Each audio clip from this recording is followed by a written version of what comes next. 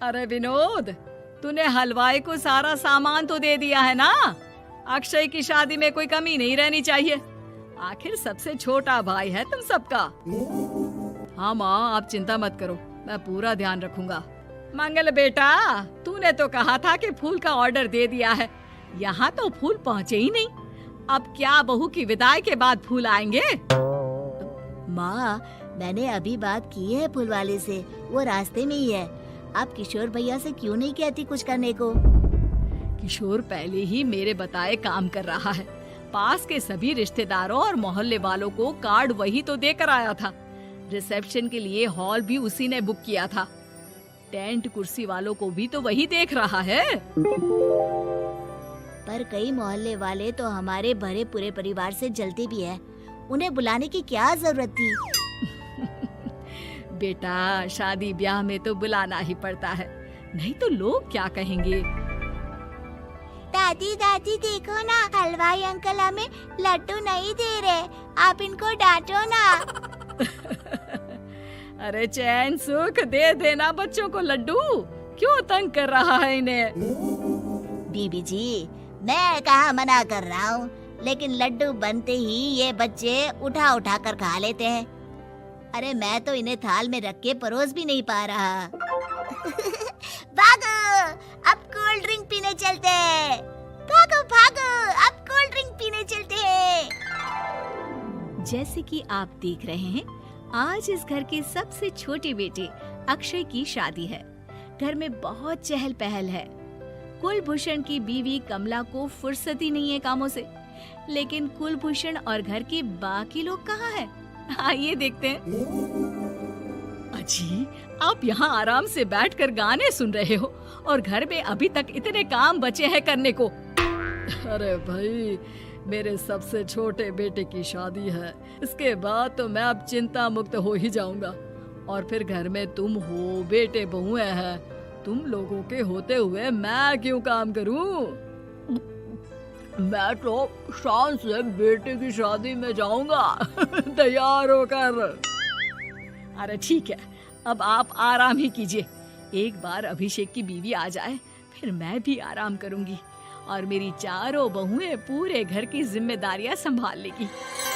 इतना कहकर कमला वापस अपने काम में लग जाती है। बेटा भी, तू अब तक तैयार नहीं हुआ? किससे बात कर रहा है फोन पर? तैयार कैसे हूँ? सैलून जाने से तो आपने मना किया है, क्योंकि मुझे हल्दी लग चुकी है। भाभीयों को देखो, सुबह से पार्लर में है। अक्षय की शादी हो जाती है और नंदिता बहू बनकर घर आ जाती है, लेकिन इस घर की खुशियों को मानो किसी की नजर लग गई थी। नंदिता के आने के बाद आए दिन घर की शांति भंग होती रहती। अपने माँ बाप की इकलौती बेटी को इतने बड़े परिवार की जिम्मेदारियां कहाँ संभालनी थी। अभी देखो ना, मेरे हाथों की मेहंदी भी अभी नहीं उतरी है और तुम्हारी मम्मी ने मुझे घर के कामों में लगा दिया। मैंने सोचा था कि घर की सबसे छोटी बहू होने के कारण मुझे सब पलकों पर बिठा के रखेंगे, पर यहाँ तो पलक झपकने की भी फुर्सत नहीं मिलती। देखो नंदू, शादी के पहले ही मेरे घर वालों ने तुम्हें और तुम्हारे पेरेंट्स को बता दिया था कि मैं जॉइंट फैमिली में रहता हूँ, तो फिर अब ये शिकायत क्यों?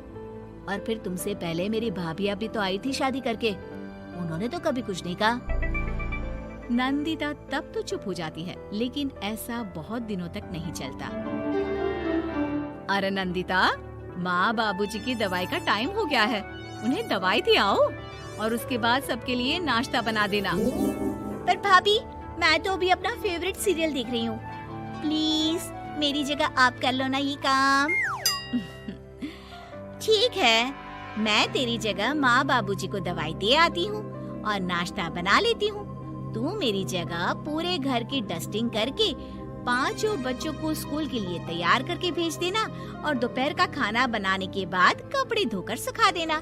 उसके बाद हम दोनों मिलकर बाजार जाकर सब्जी ले आएंगे, फिर डिनर की तैयारी कर लेंगे और उसके बाद बस बस भाभी, मैं माँ बाबूजी को दवाई देकर सबके लिए नाश्ता बना देती हूँ।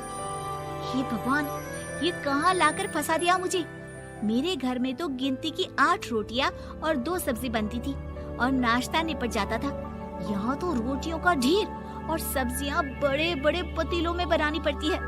नाश्ता बनते बनते लंच का टाइम हो जाता है और लंच बनते बनते डिनर का।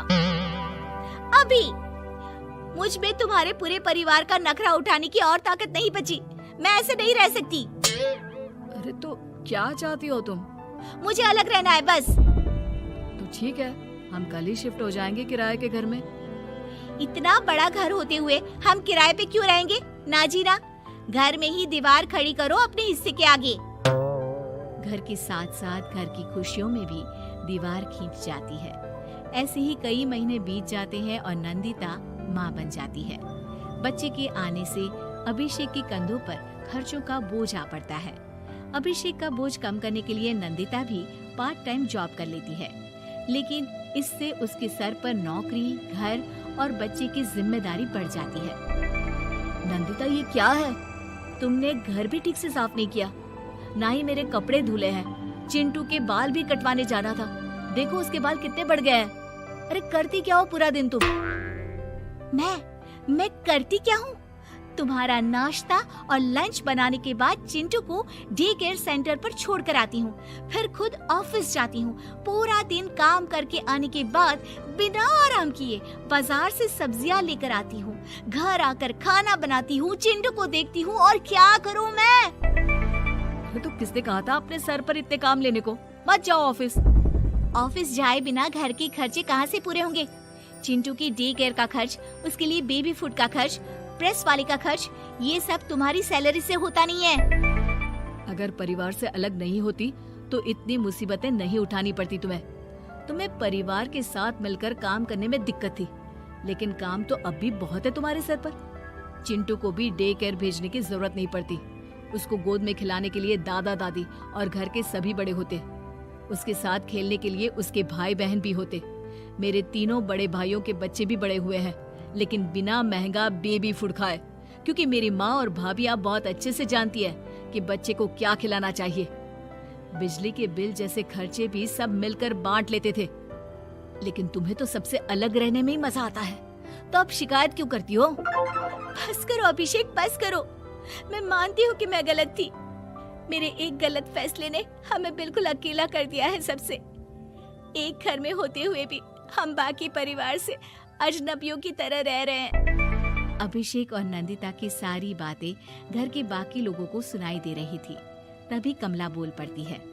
अरे नंदिता बहू, किसने कहा कि तुम अकेले हो? तुम्हारा इतना भरा पूरा परिवार है ना तुम्हारे साथ। हम तो बस ये चाहते थे कि तुम अपनी गलती समझ जाओ। अगर हम तुम्हें समझाते तो शायद तुम ना समझती, लेकिन अपनी गलती का एहसास तुम्हें खुद हो गया है, तो अब तुम समझ चुकी हो परिवार में एक साथ रहने का मोल क्या होता है। मम्मी जी, मुझे माफ कर दीजिए, अब ऐसा दोबारा कभी नहीं होगा।